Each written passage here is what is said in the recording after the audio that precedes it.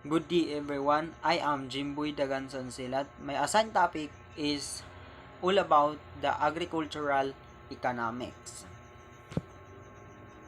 So since we don't have a face to face, so I will not include these classroom roles. So here are my objectives. At the end of the lesson, the student must be able to discuss the function of agricultural economics, analyze the categories of scarce resources and its role, and identify the two branches of economics. What is agricultural economics? Agricultural economics is an applied uh, so, agricultural economics is an applied social science that deal with how producer, consumer, and societies use to scarce resources in the production, marketing, and consumption of food and fiber product. The natural resources, agricultural economics, it is an how the producer, consumer, and the societies use their resources. What are uh, use these resources? So for example is just like the farmers, and uh, just an example of earned resources, and also um, the agricultural economics, it provide the food to meet or to meet the needs of the human. Next is scope of economics. Scarce resources, the term scarcity refers to the finite quantity of resources that available to meet society's needs, because nature does not physically provide enough of these resources, only a limited quantity is available.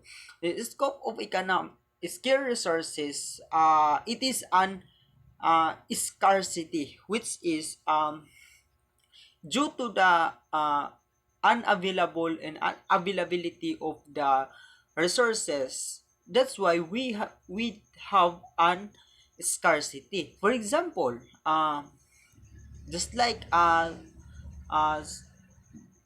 the rice, because due to the there are some people can eat or can buy the rice. That's why we have an scarcity. So what are the reason why we didn't we have an scarcity? Uh, First is due to the lack of resources. So and manufacturing. So in here in the Philippines, we we we can buy, or we can buy in other countries to meet the needs of the people. That's why we have an scarcity, lack of uh, lack of um kanang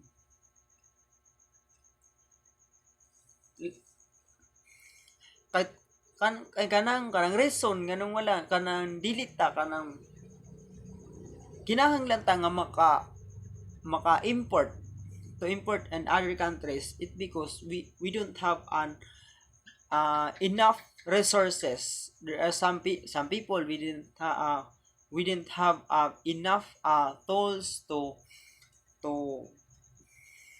create to produce that product. That's why we have an scarcity.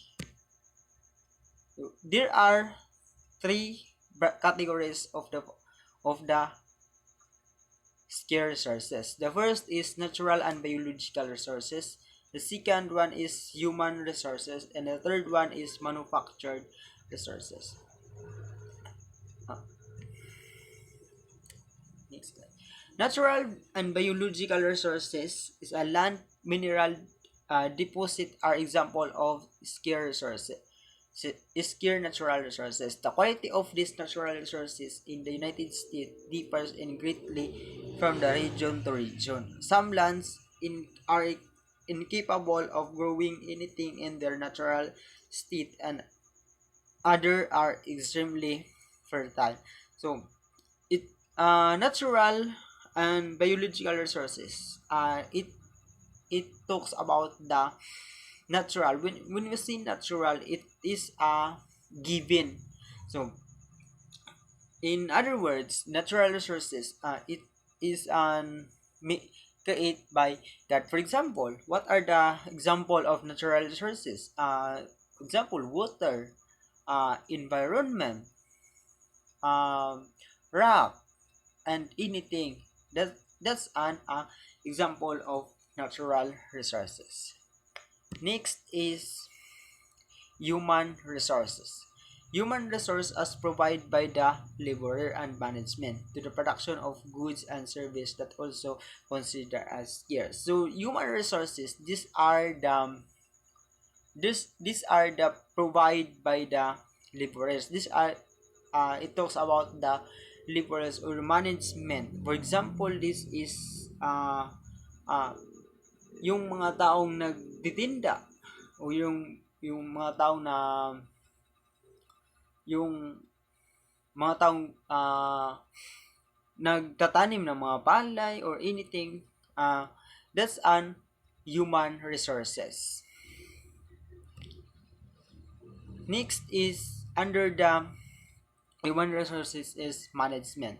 Another form of resource provide entrepreneurial service which may entail the formation of new firm and renovation or expansion of existing firm, and taking financial risk and supervision to use the firm existing resources so that is an objective can be met.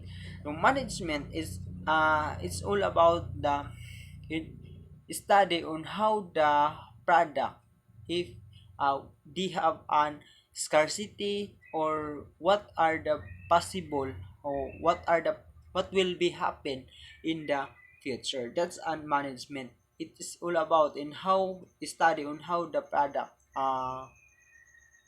in how the product um can in how the product in what will be happen in the future. That's an management.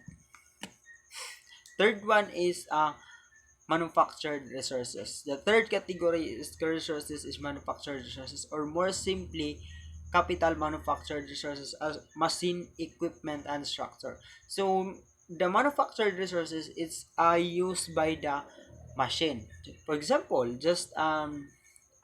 for example is yung gumagawa ng uh, mga canned goods like sardines, or your gumagawa ng mga mga noodles. That's an manufactured resources. Yung gumagawa ng mga damit, uh, that's an example of manufactured resources.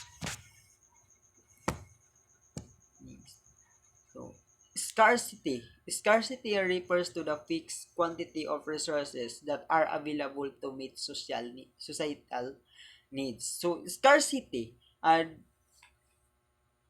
these are the lack of the product. So why we have an scarcity? Just what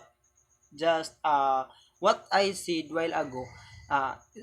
We have an scarcity it because of the lack of resources, lack of manufactured manufactured resources, or lack of it, maybe it because of some people can can buy that product. That's why we have an scarcity. Next is economics.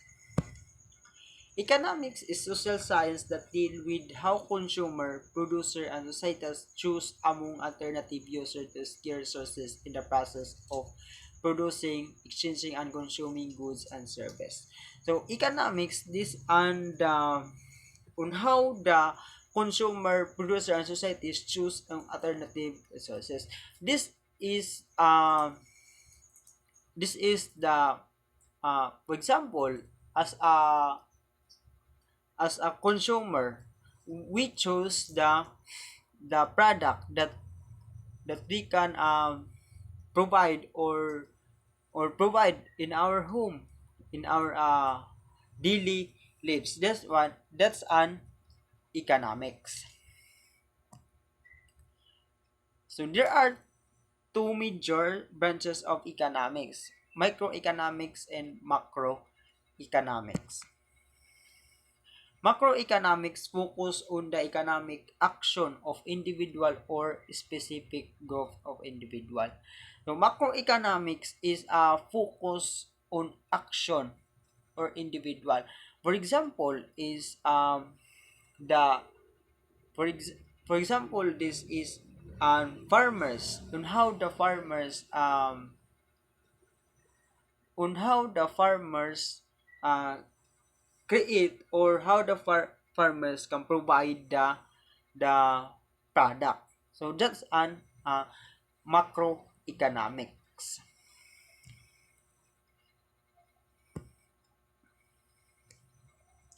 I sorry that for this and microeconomics. Sorry for that and for error. So microeconomics is focused on broad agreements such as growth of the nation's gross domestic product or GDP, the gaps between the economy potential GDP and the current GDP, a trade-off between the unemployment and inflation. So the microeconomics, it is focus on the it is a focus on, or the study on how the product and how the product can um for example ay uh, ito ay nakapokus lamang kung ang kung ang product ba ay uh, naka kan, naka it focus on how the product can meet the needs of the human. For example, halimbawa nito ay na, nag ina nag-aaral sila kung ang mga produkto ba ito ay sapat ba sa yung needs ng mga tao, kung kailangan ba na natugunan ba o na natugunan ba yung pangailangan ng mga tao. That's an microeconomics. So positive and normative economics. Positive economics focus on what is and what would be happen in question policy issues. So positive economics is focused on the what would be happen in future. It is study on what would be happen in for example, if they have an it is a study on if they have an uh, typhoon. So it study on what are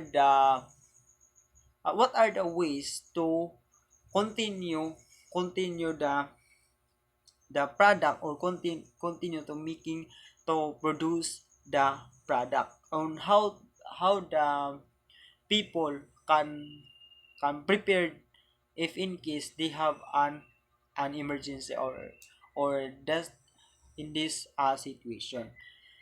That's an positive and normative economics. Normative economics focus on determining what should be or what thought to be.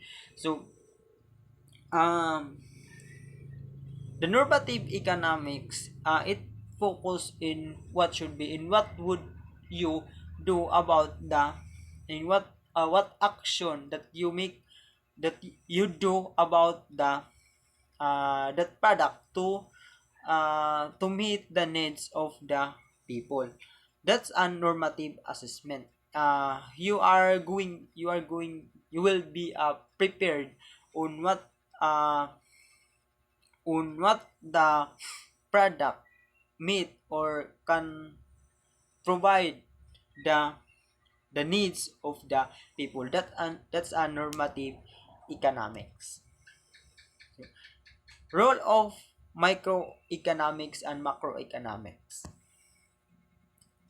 Here the roles of macroeconomics. Agricultural economics involve the macro level instead on how agribusiness affect the domestic and world economies on how event taking place in the other sector affect this firm of vice versa.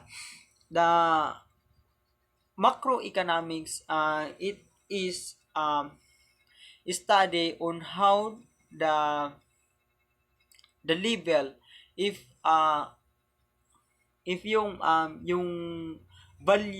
yung value ba ng produkto na yun ay tumataas ba yung kalidad niya or yung bumibili sa kanila or kana uh, what does that kay if na natugunan ba yung pangailangan ng mga tao.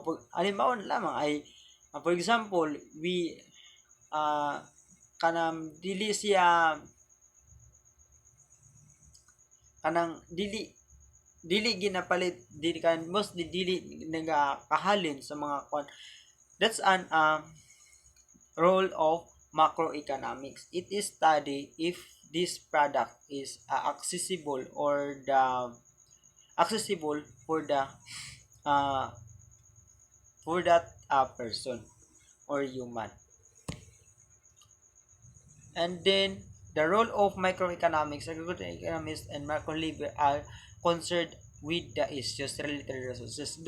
The role of microeconomics is the research related the issues to the resource production. What are the some issues about in this product? If what are the feedback or feedback the consumer about this product? If the quality of product is good to the consumer, that's the role of microeconomics. It is study if the product can if the product is meet the needs of the people or what are the issues about this product. That's the role of microeconomics. So I think that's all of my assigned topics. So here the reference.